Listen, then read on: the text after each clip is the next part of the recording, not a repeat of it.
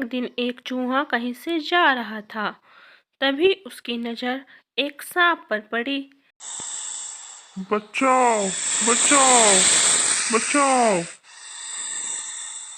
सांप के ऊपर एक बहुत बड़ा पत्थर पड़ा हुआ था।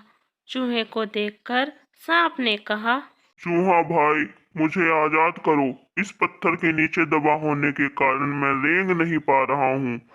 लेकिन यह पत्थर तुम्हारे ऊपर आया कैसे? अरे चूहा भाई, एक शैतान जानवर ने पत्थर को मेरे ऊपर रख दिया। अब तुम ही मेरी रक्षा कर सकते हो। दर्द के मारे मेरी जान निकल रही है। यदि थोड़ी देर तक यह पत्थर मेरे ऊपर यूं ही पड़ा रहा तो मेरी जान निकल जाएगी। मुझे बचा लो चूहा भाई, मैं बहुत बहुत विनती करता हूँ। पर तुम सांप हो, और अगर मैं तुम्हें स्वतंत्र कर दूं तो तुम मुझे काट खाओगे। तुम सोचते हो कि मैं इतना मतलबी हूँ? अगर मेरी तुम रक्षा करोगे तो मैं तुम्हें नहीं काटूंगा। मैं वादा करता हूँ कि मैं तुम्हें नुकसान नहीं पहुँचाऊंगा। बस मुझे बचा लो। चूहे को सांप पर बहुत दया आई और उसने उस पत्थर को हटाने का निश्चय कर लिया। उसने पत्थर हटा दिया और सांप पत्थर से आजाद हो गया। वह सांप बहुत बड़ा था। अब वह सांप उस चूहे की तरफ ललचाई नजरों से देखने लगा, क्योंकि वह बहुत भूखा भी था। उसने उसे खा जाने की ठान ली और वह मुंह खोलकर धीरे धीरे चूहे की ओर बढ़ने लगा। अब डर के मारे उस चूहे का बुरा हाल हो गया। उसने पीछे हटते हुए पूछा, ये क्या कर रहे हो तुम? मैं तुम्हें खा जाऊंगा। मुझे बहुत जोरों की भूख लगी है। लेकिन तुमने वादा किया था कि तुम मुझे नहीं खाओगे। कैसा वादा? जब भूख सताती है तो जानवर क्या इंसान भी सब वादे भूल जाता है। मैं तुम्हें आज नहीं छोड़ूंगा। अच्छा, ठीक है, हम 3 लोगों से पूछेंगे तुम मुझे खा सकते हो या नहीं।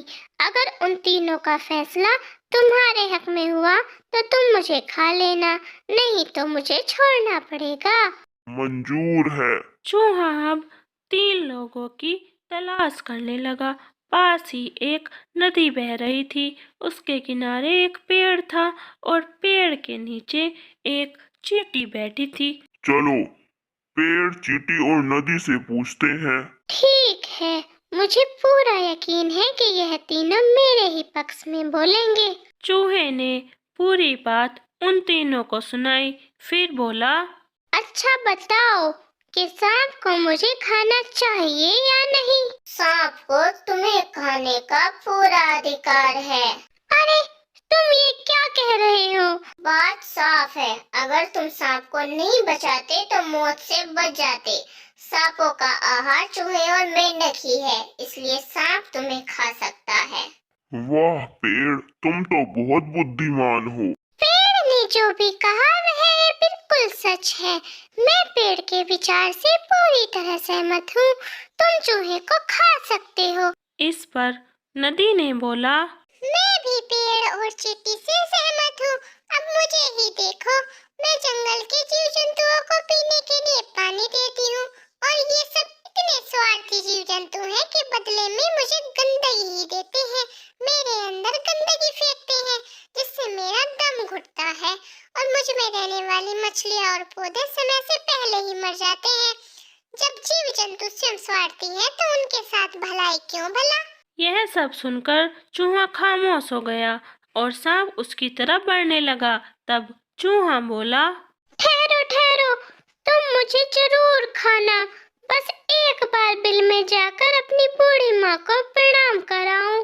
ठीक है, लेकिन मैं भी तुम्हारे साथ चलूंगा। सांप और चूहा दोनों चूहे के बिल की ओर चल दिए। बिल के पास पहुंचकर चूहा बोला, सांप भाई, तुम भी मेरी माँ से मिल लो। सांप तैयार हो गया और वह चूहे के बिल में घुसने लगा।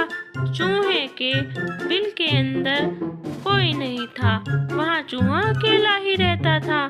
जैसे ही सांप बिल में गया, चूहे ने एक बड़ा सा पत्थर लाकर बिल के ऊपर रख दिया। सांप चूहे को पुकारता रह गया और चूहा वहाँ से भाग गया और दूसरी जगह अपना बिल बना लिया। तो इस कहानी से हमें शिक्षा मिलती है, विपत्ति के समय धैर्य और